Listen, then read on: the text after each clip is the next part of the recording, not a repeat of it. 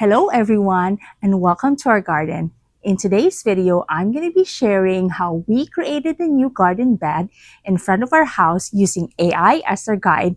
Come and join us and we will show you how we did it.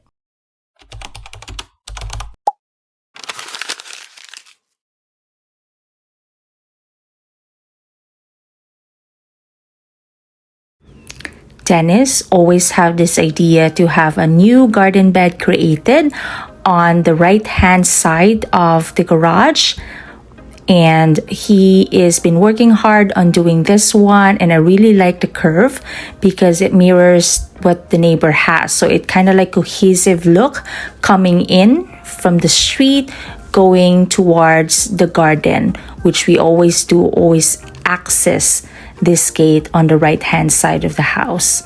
So as you can see, he's been clearing the area for us to move to the next step, and we had some mulch ready, and these are the two tools he's been using to create the curbs.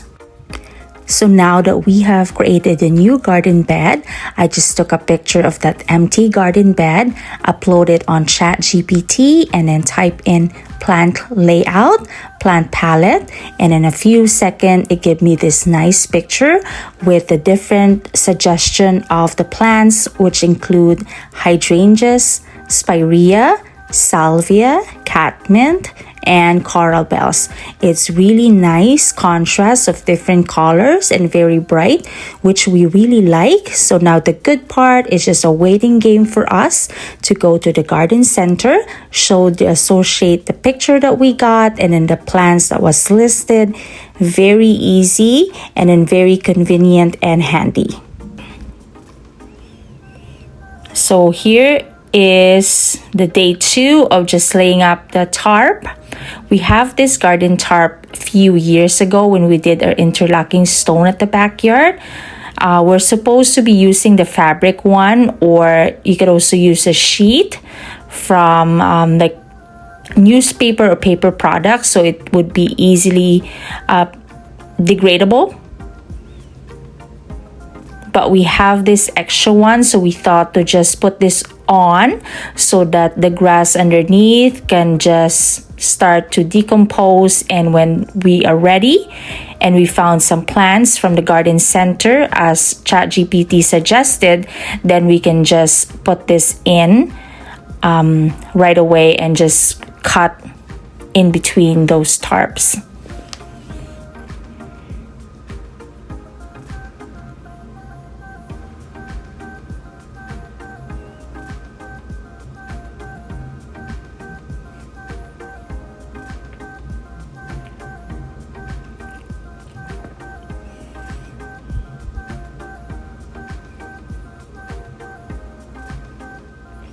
Next is, once the tarp has been laid out, I just put in the mulch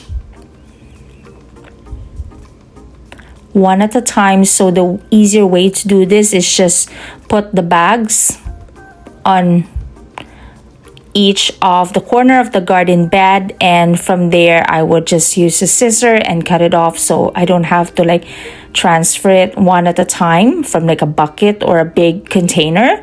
So it would make it easier for me to just do it that way.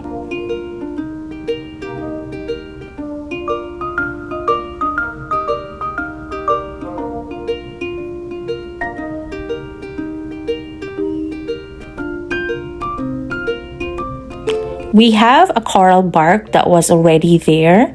It's kind of like flat on the top because of the harsh winter that we got, and the only thing that's growing is the middle one, and that the top part of it is actually dried up, so we just decided to cut it off. But we may have to transfer that one to the back of the house and see if we can get a new one transfer in that could be a taller and that could be a point of interest in this garden bed.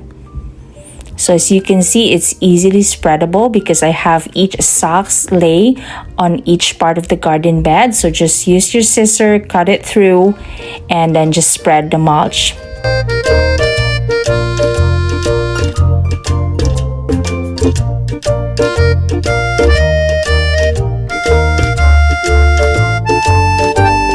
You can use the rake or you can just use your hand to spread it.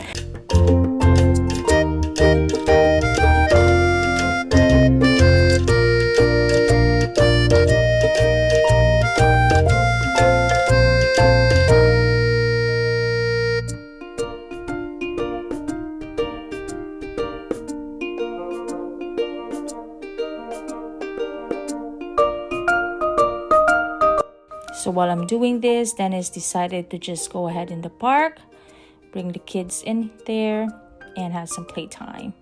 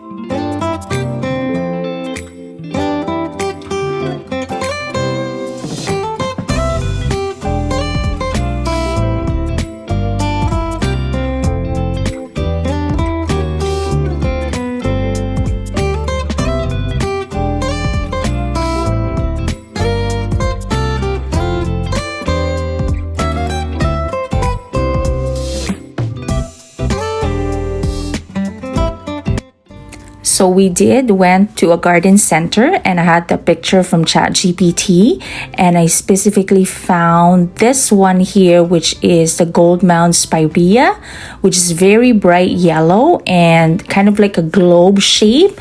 So we got 2 of that, and we're gonna go plant it today.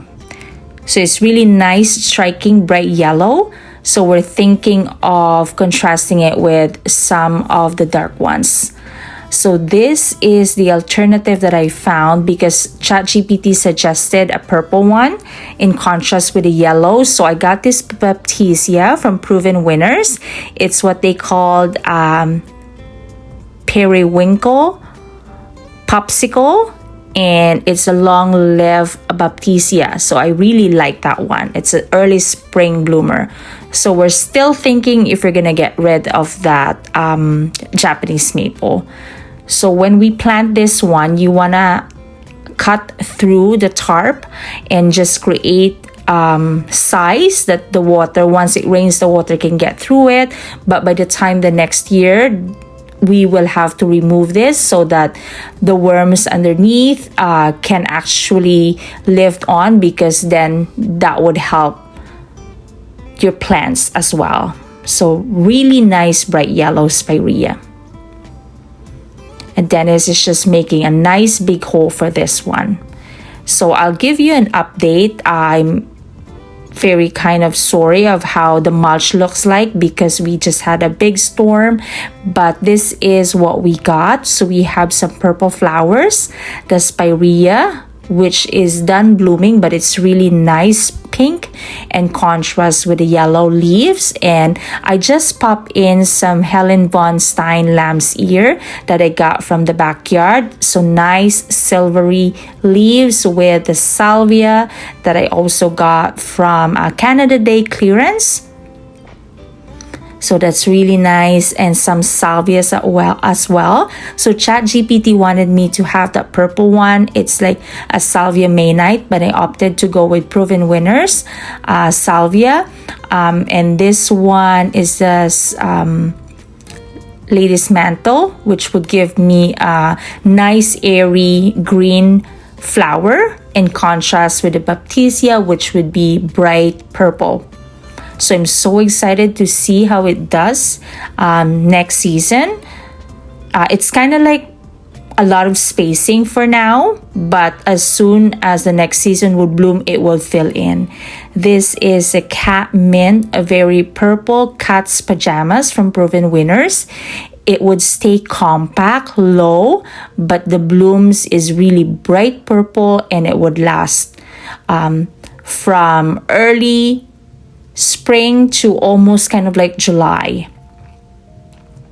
So we have put in hydrangeas that we just transplanted from the back of the house.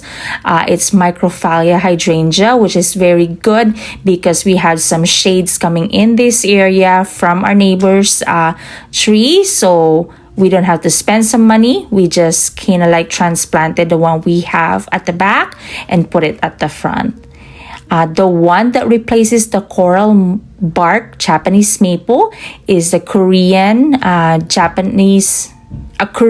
maple that we also got from the house. So I'm gonna update you on how the back part of the house looks like, because we keep transplanting from the back of the house to the front of the house. But we're very happy that we finally transplanted this one in here.